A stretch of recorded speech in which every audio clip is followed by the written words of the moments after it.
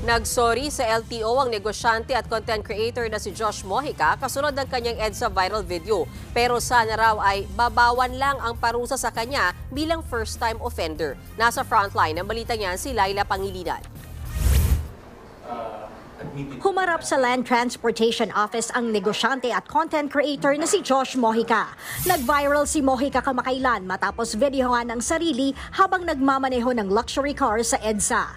Umamin at nagsorry ang Kangkong Chips King sa lahat ng reklamong kinakaharap niya tulad ng reckless driving at paglabag sa Anti-Distracted Driving Act. Kinumpiska na rin ang lisensya niya matapos itong suspindihin ng LTO. It was a mistake. And it was a lesson for me.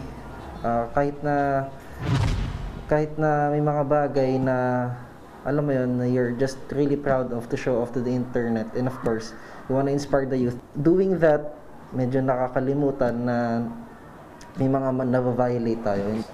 Dahil nagsorry na si Mojica, umaasa ang kampo niya na akma ang parusa at multa na ipapataw sa kanya bilang first-time offender.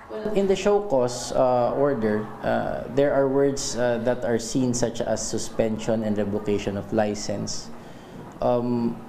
What we understand is that type of penalty, without preempting the decision of the LTO, that type of penalty is warranted for repeated offenders. Tikom naman ang bibig ng LTO sa final na parusa kay Mojica. Pero nilinaw nilang ang pagsususpindi sa lisensya ng negosyante ay isang precautionary measure lang habang gumugulong ang investigasyon. Idinagdag din ng LTO na ang kooperasyon at pag-amin ni Mojica sa kanyang mali ay isa sa mga ikukonsidera sa desisyon. Sa July 14, ilalabas ng LTO ang resolusyon. Nagbabalita mula sa Frontline, Laila Pangilinan, News 5.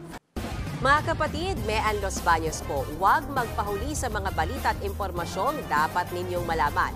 Para sa mas malawak na balitaan at diskusyon, mag-follow at mag-subscribe na sa social media pages ng News 5.